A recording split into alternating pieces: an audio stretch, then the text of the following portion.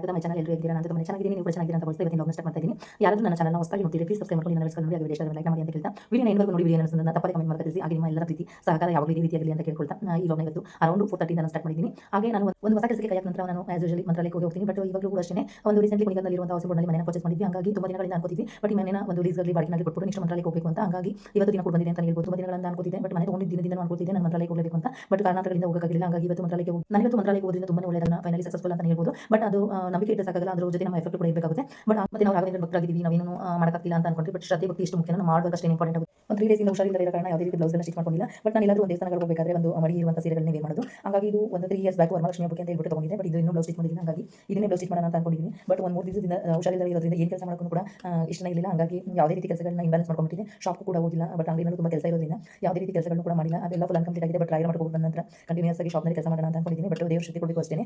ಇದನ್ನ ಸೀರೆ ನಾನು ಸ್ಟಿಚ್ ಮಾಡೋದು ಕೂಡ ರೆಡಿ ಆಯಿತು. ಬ್ಲೌಸ್ ಸ್ಟಿಚ್ ಮಾಡೋದಕ್ಕೆ ನಾನು 1 ಅವರ್ ತಗೊಂಡೆ ಅಷ್ಟೇ. ಜಸ್ಟ್ 1 ಅವರ್ ಅಷ್ಟೇ ನಾನು ಸ್ಟಿಚ್ ಮಾಡ್ಕೊತಿದ್ದು. ಬಟ್ ಮನೆಯಲ್ಲಿ ಮಿಷನ್ ಇರೋದ್ರಿಂದ ಈ ರೀತಿಯಾಗಿ ಬೇಗನೆ ನಮಗೆ ಬೇಕಂದಾಗ ಸ್ಟಿಚ್ ಮಾಡ್ಕೋಬಹುದು. ಹಾಗೆ ಪ್ರಿನ್ಸಸ್ ಕಟ್ನ ಇಟ್ಟಿದ್ದೀನಿ ನಾನು ಫ್ರಂಟಲ್ಲಿ ಬಂದು.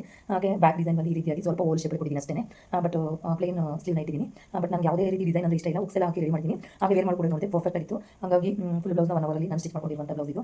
ನಾನು ಬ್ಲೌಸ್ನ ಕಲ್ತಿರೋದ್ರಿಂದ ನಾನು ಯಾವ ರೀತಿ ಬೇಕು ಬ್ಲೌಸ್ ಅಂತ ನಾನೇ ರೆಡಿ ಮಾಡ್ಕೊಳ್ಳೋದ್ರಿಂದ ತುಂಬ ಈಸಿ ಅನ್ಸುತ್ತೆ. ಬಟ್ ನನಗೆ ಇವತ್ತಿಗೆ ಬೇಕಾ ಇಷ್ಟು ಗಂಟೆ ಬೇಕು ಬ್ಲೌಸ್ ಅಂತ ಅಷ್ಟು ಗಂಟೆಗೆ ನಾನು ರೆಡಿ ಮಾಡ್ಕೋಬಹುದು ಅನ್ನೋದು ಒಂದು ಖುಷಿ. ಬಟ್ ಎಲ್ಲ ಮಕ್ಕಳು ಈ ರೀತಿಯಾಗಿ ಟೈಲರಿಂಗ್ ಕಲ್ತ್ಕೊಳ್ಳೋದ್ರಿಂದ ಒಂದು ಬೆನಿಫಿಟ್ ಅಂತಾನೆ ಹೇಳ್ಬೋದು. ಹಾಗೆ ಇನ್ನು ಪೂಜೆ ಕೂಡ ಮಾಡಿಲ್ಲ. ಆಲ್ರೆಡಿ 6:30 ಆಗೋಯ್ತು. ಪೂಜೆ ಕೂಡ ಮುಗಿಸಿ ನೆಕ್ಸ್ಟ್ ಊಟ ಮುಗಿಸಿ ಒಂದು 9 ಗಂಟೆ 9:30 ಮನೆಯನ್ನು ಬಿಡೋಣ ಅಂತ ಅನ್ಕೊಂಡಿದ್ದೀನಿ. ಹಾಗೆ ಅಲ್ಲೋಗಿ 1 ಅವರ್ ರಾಯ ಮಠದ ಮುಂದೆ ನಿದ್ದೆ ಮಾಡಿಕೊಂಡು ನೆಕ್ಸ್ಟ್ ಅದಾದಮೇಲೆ ಏನು ಮಾಡಿದ್ವಿ 9:30ಗೆ ಬಿಡೋಣ ಅಂತ ಅಂದ್ಕೊಂಡಿದ್ವಿ. ಬಟ್ 8:30ಗೆ ಬಿಟ್ವಿ ಮನೇನ. ಯಾಕೆ ಅಂತಂದರೆ ಜಿಟಿ ಮಳೆನೂ ಸ್ಟಾರ್ಟ್ ಆಗೋಯಿತು.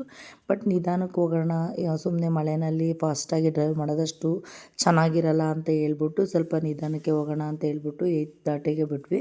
ಹಂಗಾಗಿ ನಮ್ಮ ಮನೆಯಿಂದ ರಾಯರ ಮಠ ಬಂದು ನಮಗೆ ಒಂದು 6 ಅವರ್ಸ್ ಜರ್ನಿ ಆಗುತ್ತೆ. 420 ಕಿಲೋಮೀಟರ್ ಆಗುತ್ತೆ ಅಷ್ಟೇ ನಮ್ಮೂರಿಂದ.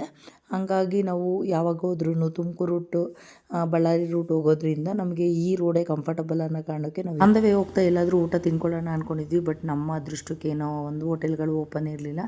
ಹಂಗಾಗಿ ರೋಡ್ ಸೈಡ್ನಲ್ಲಿ ಒಂದು ಆಂಟಿ ದೋಸೆನ ಹಾಕ್ತಿದ್ರು. ಬಟ್ ಹಂಗಾಗಿ ದೋಸೆ ಏನಾದರೂ ಸಿಗ್ತಿಲ್ಲ ಅಂತ ಹೇಳ್ಬಿಟ್ಟು ತಿನ್ಕೊಂಡು ನೆಕ್ಸ್ಟು ನಮ್ಮ ಜರ್ನಿನ ಕಂಟಿನ್ಯೂ ಮಾಡಿದ್ವಿ. ಎಷ್ಟು ಬೇಗ ರಾಯರ ಮಠನ ರೀಚ್ ಆದ್ವಿ ಅಂತಲೇ ಗೊತ್ತಾಗಲಿಲ್ಲ.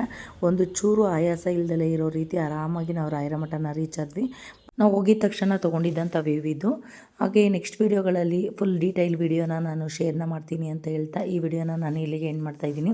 ಯಾರಾದರೂ ನನ್ನ ಚಾನಲ್ನ ಹೊಸದಾಗಿ ನೋಡ್ತಿದ್ರೆ ಪ್ಲೀಸ್ ಸಬ್ಸ್ಕ್ರೈಬ್ ಮಾಡ್ಕೊಂಡು ನನ್ನ ವೀಡಿಯೋಸ್ಗಳನ್ನ ನೋಡಿ. ಹಾಗೆ ವಿಡಿಯೋ ಇಷ್ಟ ಆದರೆ ಒಂದು ಲೈಕ್ನ ಮಾಡಿ ಅಂತ ಕೇಳ್ಕೊಳ್ತಾ ತಪ್ಪದೇ ಕಮೆಂಟ್ ಮೂಲಕ ತಿಳಿಸಿ. Thank you for watching.